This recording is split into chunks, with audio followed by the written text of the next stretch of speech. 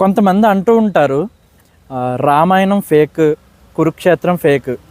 రామాయణం అసలు జరగలేదు, కురుక్షేత్రం కూడా అసలు జరగలేదు, ఇదంతా ఒక కట్టు కథ అని అంటారు కొంతమంది.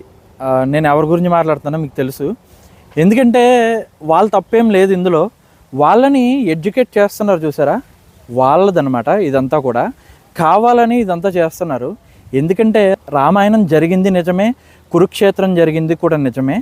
దానికి ఇవి నిజాలని చెప్పేసి మనం చెప్తే వాళ్ళు ఏమంటారో తెలుసా, మీరంతా ఒక ఊహల్లో బతుకుతున్నారు, మీరు రాళ్ళని, రప్పల్ని, చెట్లని, పుట్టల్ని పూజిస్తూ ఉంటారు అని అంటారు. మనకి తిండి పెట్టేవి అవే కాబట్టి మేమైతే అవే పూజిస్తాం, అంతే కదా. చెట్ల నుంచి పళ్ళు వస్తాయి, అవి మనం తింటాం, అవి తినడం వల్ల మన కడుపు నిండుతుంది. సో మనం వాటిని పూజించడంలో తప్పు లేదు, రాళ్ళని, రప్పల్ని పూజించడంలో కూడా తప్పు లేదు. ఎందుకంటే రాళ్ళ ద్వారానే మనం నివాస గృహాలు అవి కూడా ఏర్పరచుకున్నాం, అంతే కదా. వీళ్ళని ఎడ్యుకేట్ చేసే వాళ్ళు కొంతమంది ఉంటారనమాట. వాళ్ళు ఒకటే టార్గెట్ కింద ఈ హిందూ దేవుళ్ళంతా కూడా సైతాన్లు అన్నట్టు ఏకీభవిస్తారనమాట. వాళ్ళకి ఎడ్యుకేట్ చేస్తారు. ఇదంతా వాళ్ళ తప్పు కాదు. వాళ్ళు ఏంటంటే అంత బ్రిలియంట్గా థింక్ చేయలేరనమాట. ఎందుకంటే వాళ్ళకంత అవగాహన లేదు.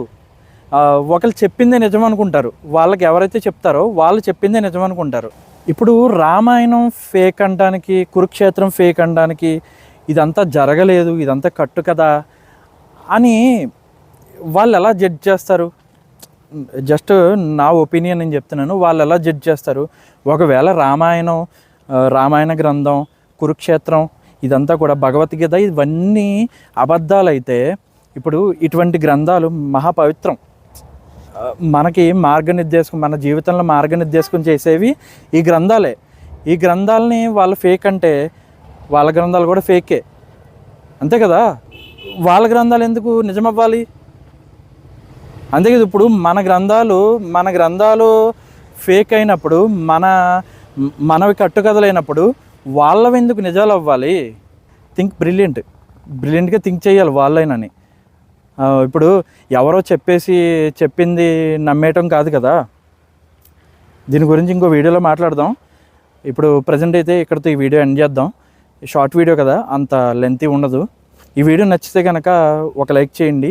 అలాగే ఈ రామాయణ గ్రంథాలు, కురుక్షేత్ర గ్రంథాలని ఫేక్ అన్న వాళ్ళ మీద మీ ఒపీనియన్ ఏంటనేది కామెంట్లో చెప్పండి. ఈ వీడియో నచ్చితే కనుక లైక్ చేయండి. ఇకైతే ఇక్కడితో వీడియో క్లోజ్ చేస్తాను. జై శ్రీరామ్.